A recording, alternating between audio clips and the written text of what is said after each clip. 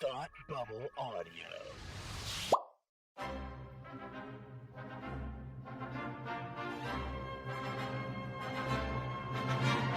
Look, up in the sky! You will never find the more wretched hive of scum and villainy. Welcome to Beer with Geeks with Tim and Frank.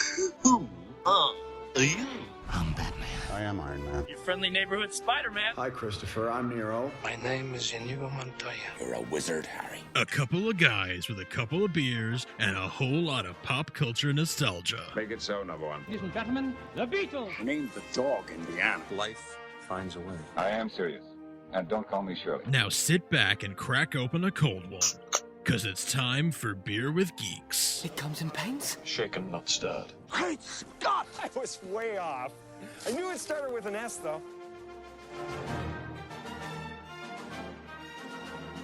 Hi, and welcome to Beer with Geeks, where two geeks geek out with beer. I'm Tim, and with me, as always, is my man who loves a good special. It's Frank. How are you today? I do love a good special, a good comedy special, a good special Lunch. Yeah, sure. A good lunch special. Lunch specials, yeah, yep. A good beer special, drink specials. You know, I love all the specials of all kinds. How are you, buddy? I'm good, Frank. I am doing well. I also, I do like a good special. I just like it's one and done. Like, you know, unlike our friendship, which is forever. Oh, yeah. No one and done here. Mm-hmm. No. No. What are you drinking this fine special day? It is a special day because I'm not drinking beer. I am drinking a White Claw hard seltzer. Solid, so good, delicious. Yep. I'm rocking a Blackberry hard seltzer. That's awesome. Yeah, they are delicious. Yeah. I love these. My wife Marissa has a gluten intolerance, so she can't drink beer anymore. So we drink a lot of. Well, she keeps a lot of seltzer and ciders in the house, and so I still one of her White Claws for tonight because I was just feeling it. You know, it's just one of those summer days. I know exactly what you mean. Frank, I am also drinking something, but it is not seltzer. I actually do have one right here, so maybe I am drinking a seltzer. It's, you know, along with my beer, I'm also drinking a Signature Select Seltzer Water, lemon flavor.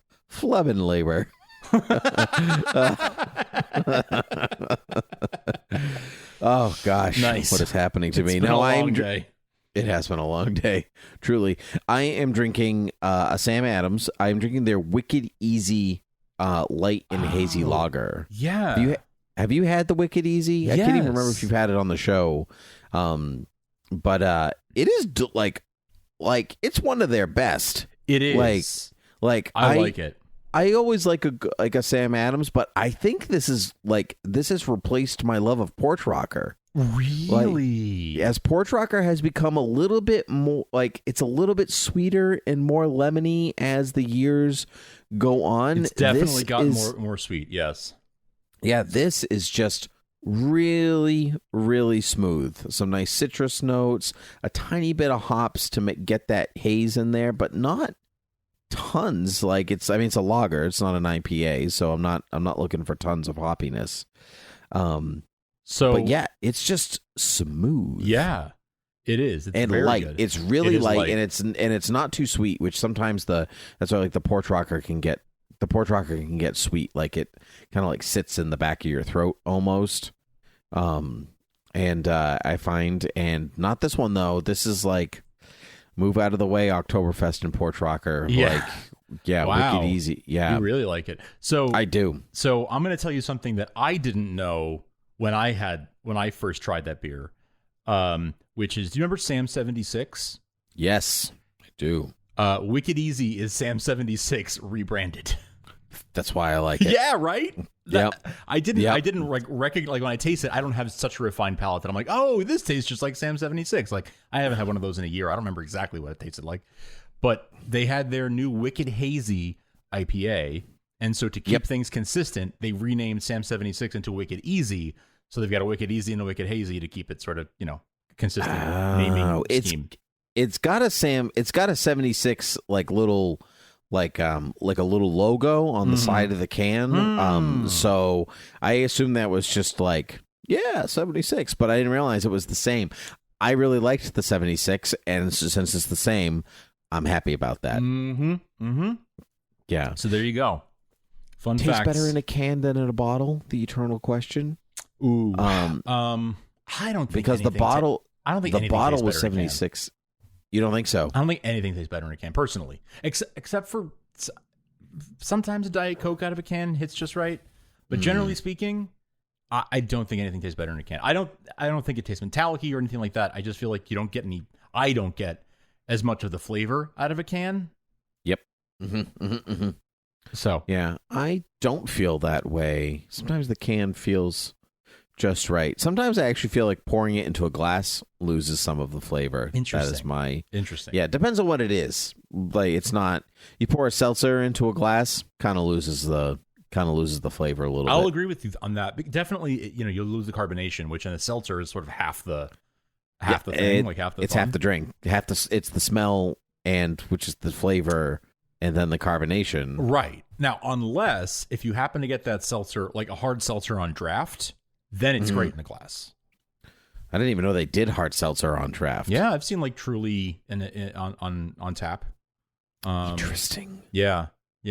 It's become a little more common in the last couple of years, I think, as sort of gluten allergies and things are more widely recognized. They'll have maybe one seltzer or one cider on tap. And I mean, I guess ciders were already on tap, but yep. I'm noticing seltzers as those become more popular. I'll see like a Truly tap at some places, and I've tried them, and they're just as fizzy on tap as they are out of the can. So that's nice in a glass, because I feel like I taste it more that way, because I can you can smell it and you get more of the aroma and stuff. So. Interesting. Yeah.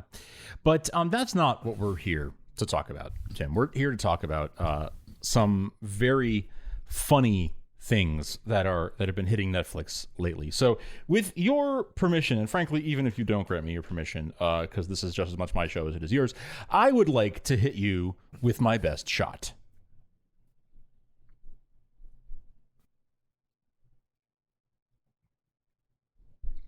So, Tim.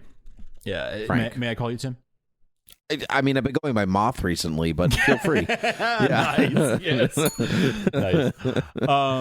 Yes, Mothy. Grand Moff Tarkin. Can have you had the pleasure of watching the new Bo Burnham comedy special on Netflix called Inside? I have not watched it, Frank, though several people, including yourself, not on this podcast, have told me to watch it, though nobody's really given me a reason why, and I'm not a huge Bo Burnham fan. Like nothing against the guy, I just I couldn't pull out one bit. Sure. From anywhere. It's just not. Maybe I haven't given him a fair chance. That could be on me, but apart from really knowing his name, I don't know his shtick, so I'm not really then interested in his special. You are coming from exactly the same place that I came from, because I didn't know anything of his. I vaguely knew who he was. I think I got his name confused with other people, frankly, from time to time. I couldn't have told you what he looked like. I didn't know really anything about Bo Burnham before this. For a long time, I thought he was the puppet guy, like the Jeff. What's his name with the puppets? Yeah. Then so in my mind, it's just the same. And this is not grounded in anything, but I think I got him confused with Bobcat Goldthwait, just because Bo and Bobcat. I don't know. Not a good reason, but I think that's just my brain sort of auto-corrected to think they were the same person. But no, Bo Burnham. Honestly, it doesn't matter really what. I'm not gonna. It doesn't really matter what anything about him, other than to say that he is from Massachusetts, so he's a New England boy. Is it a town that I like, or one that doesn't matter? Western Massachusetts. I think North Shore. I think more North Shore. Acceptable. I guess. Yes. Yeah. But Bo Burnham. So I'm gonna use my one lookup. Sure. Yeah, I can't remember which town it was. To be honest, but he took a few years off from comedy. He started as a YouTube star, and then he was doing stand-up comedy. He directed a couple of films. I had seen none of this. I had seen none of his stuff. Not even his YouTube stuff, which was like super viral back in the day, but somehow I managed to avoid it or miss it. And then he took 5 years off from stand-up comedy because he was having panic attacks on stage. So he took 5 years off, and then he decided that he was ready to come back. He took care of his mental health. He spent a lot of time like dealing with his anxiety and the panic attacks, and he was ready to come back and do stand-up comedy. And just when he was ready to leave his home, a pandemic hit. Gotcha. Just when he was about to come back. Gotcha. Poor guy. But he felt that he was ready to do a comedy special, so he decided to film one at home in lockdown. And it ended up taking him a full year to film it because he did it completely by himself. And by completely by himself, I mean he was doing the camera, he was doing the audio, he was doing the lighting, he was doing everything. And he did it all in one room. Now, it's not a typical comedy special in that it's not a guy standing at a microphone telling jokes to an audience or even to a camera. It is a series of vignettes, musical numbers, comedic musical numbers that are about the year we've just had. He was recording it throughout 2020 and I guess a little bit into 2021. So it is about this period of time that we've all just been living through, from the pandemic to Black Lives Matter to all of that stuff that we went through in the past year. And it is and mental health, because that was a big thing that he went through, right? Dealing with his issues so that he was ready to go back into the world, so to speak. So it is very funny. It is hilarious, but it's the kind of it's a lot of gallows humor and like dark jokes that deal with serious subjects. He's a very good like musical songwriter and musical composer, like brilliant at it. So he writes a lot of cases like upbeat sounding melodies that have like very downer lyrics, and you get this sort of cognitive dissonance in your mind of the tune is all bright and happy, but he's talking about, unrest in the streets or whatever. And so it's very thought provoking, and it's very smart, and it's very funny. And he deals with some admittedly depressing subjects, but in such a smart way. And I think more than anything, he just turned 30. So he's got sort of the young millennial, mindset really locked down. And I'm only 2 years older than him, so he and I are very much and you're in the same age group. 4 years older than him, yeah. Right. So if his birthday, unless his birthday happens to be sometime in the rest of this year, and then we are only 3 years apart. Sure, but suffice to say, we're in the same age group as he is. So his perspective on a lot of things. We're 3 years apart. His birthday is August 21st. Okay. Yeah. Okay. There you go. So he has this just really fascinating view of the world that is very similar to, it's our generation. It is you and I, our generation. And he really articulates it really well. So the music is fantastic. Like I listen to the songs on Spotify all the time because they're that good. Wow. They're catchy. They're funny. They're cutting. And I mean, like my wife Marissa and I will find ourselves daily, and I do mean daily, since we watched this in early June, July. I don't remember exactly when. It must have been June. It's been a minute now. We have been just obsessed with this, and we will sing the songs to each other in the house literally daily for the last 2 or 3 months. Oh my gosh. That's like an intense love. Yeah. Yeah. We've watched it, I think, 3 times. And listen to the songs many, many times. How long is the special? What am I committing to? It's an hour and a half, maybe 2 hours. I'll use my lookup to look it up. So it's movie length. Such an easy commitment. Yes. While you're looking that up, he is from Hamilton, Massachusetts. Which is a place that I've never been to. Okay. Big fan, sure, of Hamilton. It is an hour and 27 minutes. An hour and 27 minutes.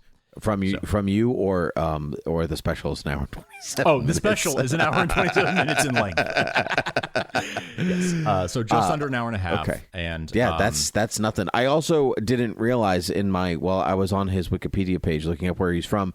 He's the male lead in Promising Young Woman, which was an incredible film, and I didn't even know that was Bo Burnham. Okay. And now I'm like 100% more invested in watching his special, just because now I feel like I have some connection to who he is. There you go. So you helped in telling me that he was from Mass, and then that helped me even like pare down the line. So now I'm like, okay, so he's a New Englander. I'm invested in what you have to say because tribalism.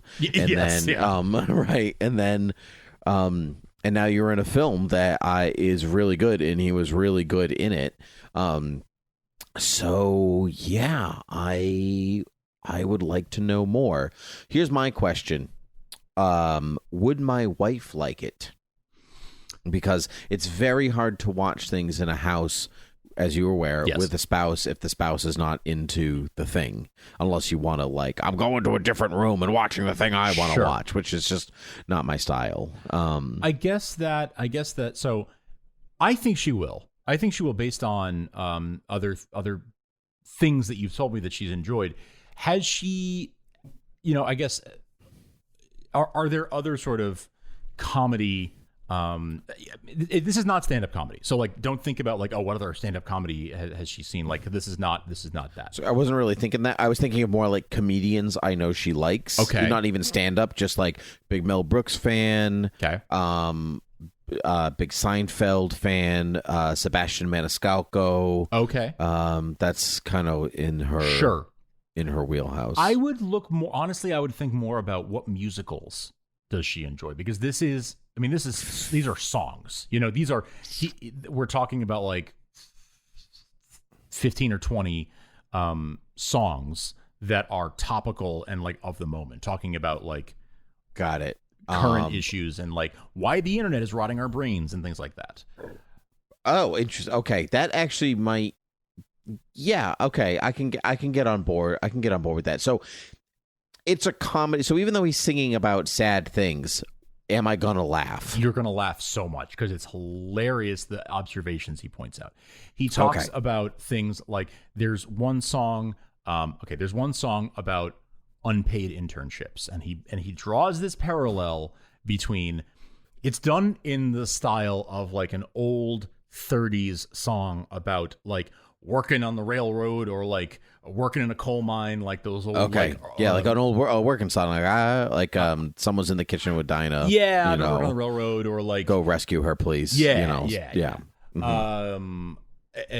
Tennessee Ernie Ford, sort of oh my soul to the company store, kind of stuff. Mm-hmm. But instead of being about those kinds of jobs, it's about what's the low income hard scrabble job of today? It's being an unpaid intern. Yep. The lyrics are barely people, somehow legal, unpaid intern. And so it's this whole, and he does it in that style, barely legal, somehow, barely people, somehow legal, unpaid intern, boom, boom, boom, boom, boom. So it'll be funny things like that, where he's talking about how unfair it is that people can be unpaid for their work and big companies take advantage of them. But he's singing about it in this funny way with the tune is completely, it's not a sad song. It's an upbeat, antithetical to his, And so that juxtaposition is what is funny, and the lyrics are frankly very funny too. So he has this very upbeat way about him. There's one where he talks about, especially during the pandemic, it's about FaceTiming with his mom. And how once a week he sits down to FaceTime with his mom, and it's all these fun. And this was not really depressing. It's just more of wow, that's so true. He's describing my whole my experience. I FaceTime with my mom once a week. There's one called White Woman's Instagram, where he just describes all the things that if you look at any random white woman's feed, and at the risk of sounding misogynistic, there is an actual sort of a soft caramel center to that song that is very heartfelt and beautiful. Okay, so he's is he kind of making fun of the recipe blogs of the world, like, oh, I just made this for my 4 kids and my husband who doesn't really like food, but he eats this, yes, because here's a picture of pumpkin spice latte. Here's a picture of us in our matching Christmas pajamas, like that kind of thing. Fantastic. So like, I'm all about making fun of that. It's very funny and not in like a punching down mean way. That's fine. There's one. It's like middle class fancy on Instagram. Yeah. Okay, I get you. Yeah. He makes a lot of jokes about Jeff Bezos. And good. I don't think it's possible to punch down to Jeff Bezos, so that's fine. He's too rich. Yes, it's fine. Yes, you can't punch down. That is the basic thesis of the song. Yes. Yeah. But in a very hilariously dark way that I'm not going to spoil because I think it's too funny. There's one in particular that's one of my favorites called "Welcome to the Internet," where, like I said, he talks about how the internet is like rotting our brains. And he basically tells the story of how we as millennials are the last generation who can remember a time before the internet. We can remember what it was like, in the late 90s and the early 2000s when the internet wasn't always on, when it was something you had to turn on. Correct.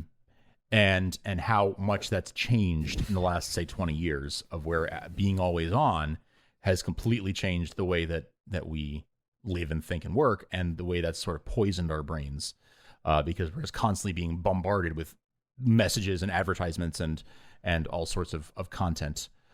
He makes a lot of jokes about making content, and it's funny because he started as a YouTube creator, right? So like his thing was always like, I'm making content here, enjoy my content. And he pokes fun at that as a way of doing, in fact, more than pokes fun at it, he sort of deconstructs why that's bad. Like maybe having letting big media companies take advantage of our brain chemicals to make us want to take certain actions on certain apps. Maybe that was a bad call all of the time, and maybe sometimes that's not the best thing. Again, he does that in a funny, lighthearted way all throughout. But all of that is true. All of that is true. All those things are true, but he just presents them in a sort of a funny way. But it's the jokes are funny, but when you stop and think about it, it's kind of depressing. So that's sort of the theme throughout, is like most of the stuff is presented in a funny way, and he's smiling through it and being goofy through it. In fact, it's funny you say that you thought he was the puppet guy, because there is one number that he uses a sock puppet. And not really the same, but not the same. But it's all this like connect them. Funny, like goofy, upbeat type of stuff, and it's really funny. But like when you stop and think about it, it's like, wow, that's depressing. How true that is sort of how you feel after every number. I want to talk a little bit. So the songwriting is great. The music is catchy as hell. The lyrics are very cleverly crafted. The performance of it all, he went through, I don't know how much trouble. I mean, when you see it, you'll understand why it took him a year to shoot it, because he shot it completely alone. No help whatsoever, in the same room. Like everything you see is with the same 4 walls. And sometimes it's hard to believe that you're looking at the same room, because he's done this crazy colored lighting and lighting that like moves and changes and looks like a music video, like looks like a legit music video.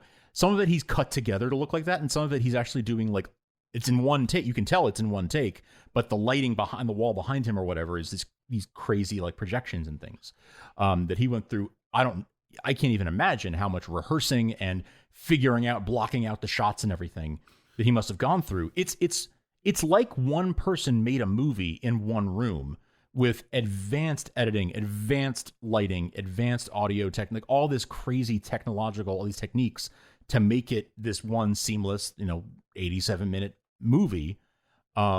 It's really difficult to describe it and do it any justice, but like there's one number where, and you can tell it's shot in one take, where he is looking to camera the whole time, and he keeps changing the lighting with these pedals on the ground to like cue different lighting sort of sequences. Sort of like when you go, like there's those houses that do big Christmas lights displays where it's like timed to the music and all this kind of stuff. Oh, yeah. He's doing that kind of thing inside his house with like fancy like theater lighting that he's computer programmed to do these crazy things. And in some cases, he's using a little remote in his hand that you can sort of barely see him slip in his pocket, or he's using these pedals and all these wild things that he had to. In fact, he even intersperses throughout the special B-roll shots, essentially, of him fixing the lighting and futzing with the microphones and moving the cameras around to sort of give you a little taste of, here's a few seconds of it interspersed between songs or whatever, but it must have taken hundreds of hours of him doing that to get this 90-minute finished product. So it's really, like, from a filmmaking perspective, it's really interesting to think that one person did all of it, and he must have ordered, like, you can see, like, Amazon boxes around his apartment. So he must have ordered lights and things on Amazon and tried them, and, you know, to who knows how many things he had to buy, props for things, all sorts of things where it's like there's a couple times where he's like wearing what must have been a custom made t-shirt that he ordered to wear for 1 2-second shot, just for a quick laugh.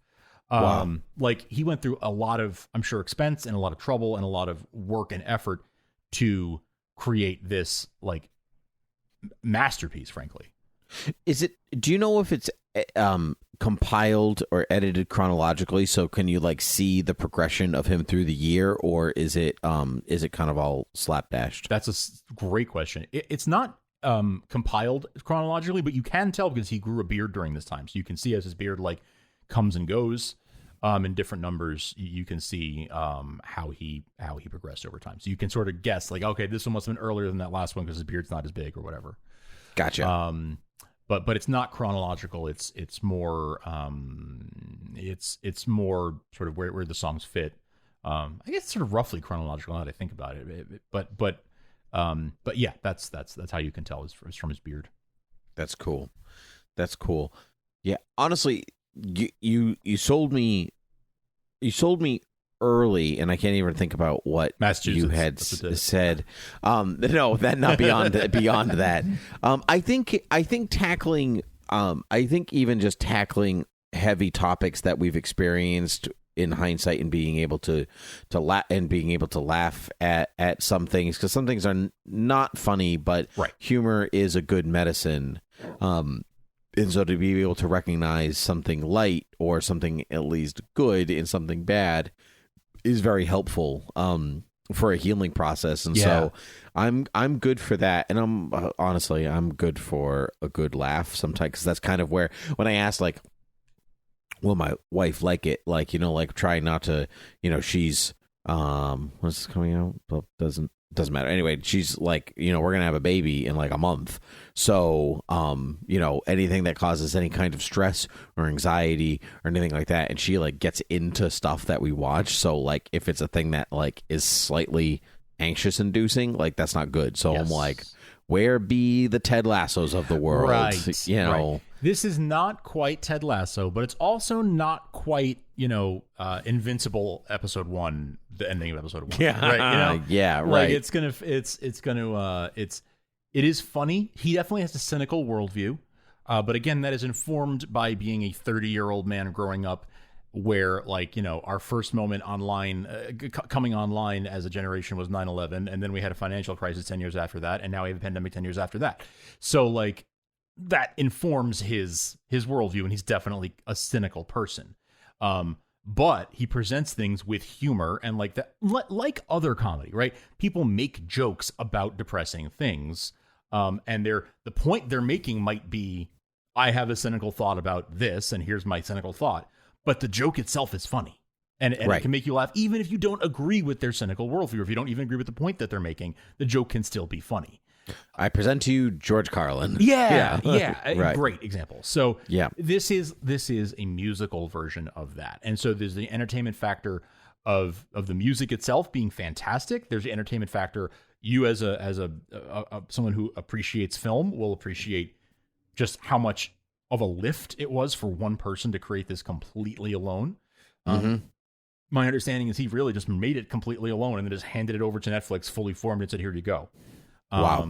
So he's directed at least a couple of films as well. So he has like actual, you know, typical film directing experience. Right. And well. because he was a content creator, he's not like, obviously he knows how to make things himself. Exactly.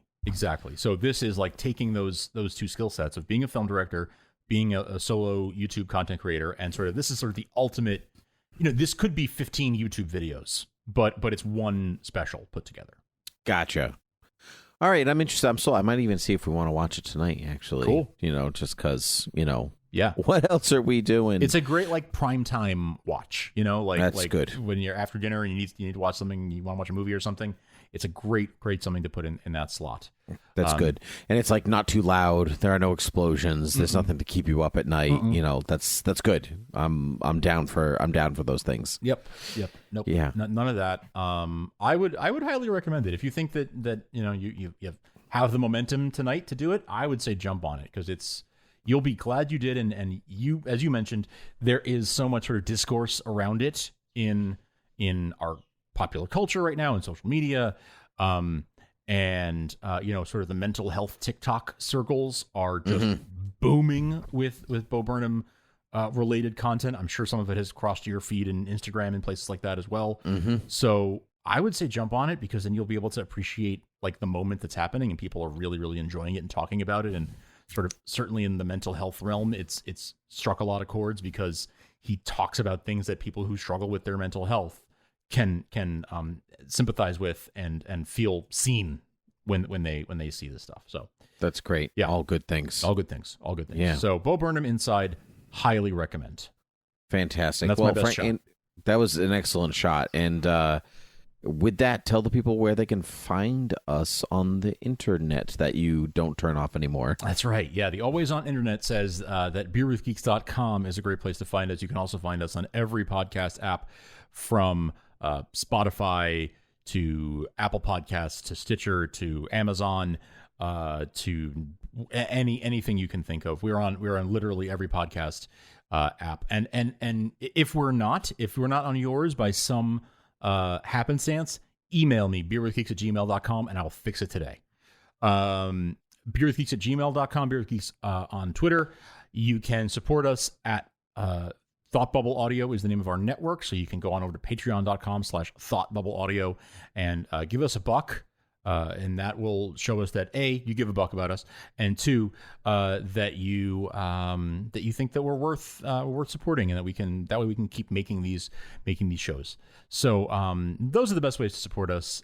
Hit us up there, and just for the hell of it, a plug for Save Me the Smallville Anthology at smallvilleanthology.com, because I'm really proud of the work that we've been doing there, and I really enjoyed the hell out of that show. So it is a documentary about the making of Smallville. Here's what I have found to be the downside of the Smallville anthology, not to be the dark side of the moon for a second, is that it has made me want to rewatch the show so bad that I am.